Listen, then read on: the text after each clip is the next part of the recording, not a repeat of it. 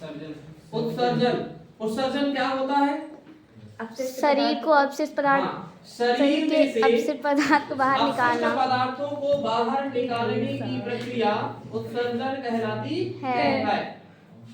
शरीर में से अपशिष्ट यानी कि खराब पदार्थों को बाहर निकालने की प्रक्रिया, क्या करने की प्रक्रिया? बाहर निकालने की प्रक्रिया क्या कहलाती है? उत्सर्जन। उत्सर्जन कहलाती है। अब आगे बताइएगा, उत्सर्जन में उत्सर्जी पदार्थ क्या होते हैं? अपशिष्ट पदार्थ या उत्सर्जी पदार्थ क्या होते हैं? बोलो बोलो। Urea, CO2। जिन पदार्थों को शरीर से बाहर निकाला जाता है उन्हें उत्सर्जी पदार्थ कहते हैं। जैसे ammonia, urea, CO2। Ammonia, urea, CO2 और जलवाष्प, बलगम, जलवाष्प, बलगम, सीवम,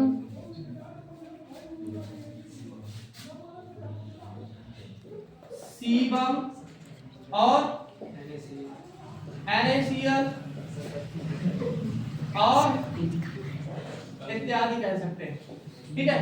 जिन पदार्थों को शरीर से बाहर निकाला जाता है उन्हें क्या कहा जाता है? उत्सर्जी पदार्थ। और प्रमुख उत्सर्जी पदार्थ कौन कौन से हैं? जैसे यूरिया, अमोनिया, कार्बन डाइऑक्साइड, जलवाष्प, बलगम, सीबम और सोडियम क्लोराइड। पसीना भी कह सकते हैं। बोलो, पसीना भी कह सकते हैं।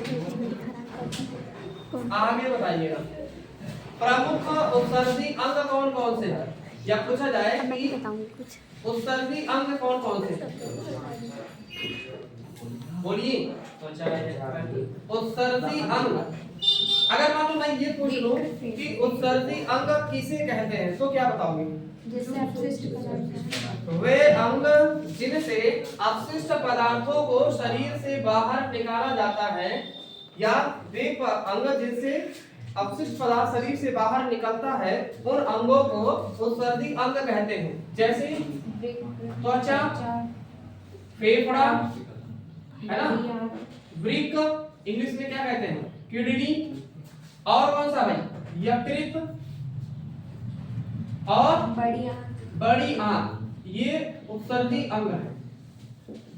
लेकिन इनमें भी पूछ लिया जाए कि प्रमुख उत्सर्जी अंग कौन कौन सा है, या मानव का पूछ लिया जाए, मानव का प्रमुख उत्सर्जी अंग, तो क्या बताएंगे आपको? तो मानव का प्रमुख उत्सर्जी अंग क्या है? किडनी। क्या है? किडनी। जैसे हिंदी में क्या कहते हैं? वृक्क। और क्या कहते हैं? गुर्दा। अब किडनी किसकी बनी होती है? तो किडनी की इकाई क्या कहलाती है? नेफ्रॉन। जिसे हिंदी में क्या कहते हैं? वृक्काणु। क्या कहते हैं? हाँ। किडनी की यदि संख्या पूछ ली जाए कि संख्या कितनी होती है तो कितनी बताओगी? दो। और अगर जोड़े में पूछ लिया जाए तो कितनी? एक जोड़ी। अब किडनी की संरचना बताइएगा। किडनी की संरचना में महत्वपूर्ण कौन कौन सी चीजें होती हैं? तो सबसे पहले किडनी का आकार। तो आकार कैसा होता है? सेम के बीज के जैसा। और किडनी स्थित कहाँ होती है? उदर गुहा में, डायफ्राम के नीचे। ठीक है। अगर पूछा जाए किडनी का रंग कैसा होता है? कत्थई। तो कैसा होता है? हल्का कत्थई भूरे लाल रंग का। ठीक है। अगर लंबाई पूछी जाए कि किडनी की लंबाई कितनी होती है? लगभग में 10 सेंटीमीटर। और चौड़ाई लगभग में 5 सेंटीमीटर। और मोटाई 2 से 5 लगभग में 2 से 5 सेंटीमीटर। कितना सेंटीमीटर? 2 से 5। अगर पूछा जाए किडनी का वजन कितना होता है तो क्या बताओगे? तो देखिए, किडनी का वजन डिपेंड करता है बॉडी किसका है। अगर मेल का बॉडी है, किसका? पुरुष का, तो उसमें किडनी का वजन 130 ग्राम से लेकर के 150 ग्राम तक हो सकता है। कहां तक हो सकता है? 50। 130 ग्राम से लेकर के 150 ग्राम तक। और यही फीमेल की बात की जाए तो फीमेल बॉडी में कितना हो सकता है? 110 से लेकर के 150 ग्राम तक। ठीक। और किडनी में पाई जाने वाली जो ग्रंथि है उस ग्रंथि का नाम क्या है? आदिवृक्क ग्रंथि। ये है किडनी की संरचना। संख्या कितनी बताई गई थी? 2। कितनी बताई गई थी? 2। और जोड़े में 1। हाँ, तो किडनी की संरचना है जिसमें ऊपर पाई जाने वाली ग्रंथि, उसका नाम क्या है? आदिवृक्क। आंतरिक भाग, इस वाले एरिया को क्या कहा जाता है? सोडी। और ये वाला अंदर का जो कंप्लीट एरिया, इसे क्या कहा जाता है? मेडुला। इसमें ऊपर की ओर क्या पाई जाती है? आग्रा महाशिरा। नीचे की ओर क्या पाई जाती है? पृष्ठ महाधमनी। बाहरी भाग क्या कहलाता है? कॉर्टेक्स। आंतरिक भाग क्या कहलाता है? मेडुला।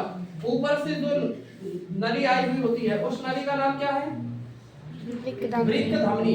और नीचे की ओर जब ब्लड छल करके जाता है, तो उस नली का नाम क्या है? वृक्क शिरा। क्या नाम है? और किडनी की जो बाहरी लेयर होती है, उसका नाम क्या है? पेरिटोनियम। क्या नाम है? पेरिटोनियम। बोलो, यहाँ तक समझ में आ गया? और इसको दोनों को हम क्या कहते हैं? वृक्क यानी कि किडनी।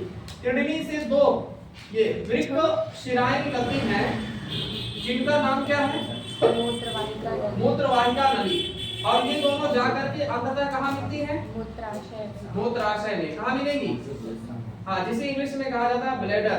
और ब्लैडर के बाद बॉडी से बाहर रिलीज करने के लिए जो मार्ग बना होता है, उस मार्ग का नाम क्या है? मूत्र मार्ग। क्या नाम है?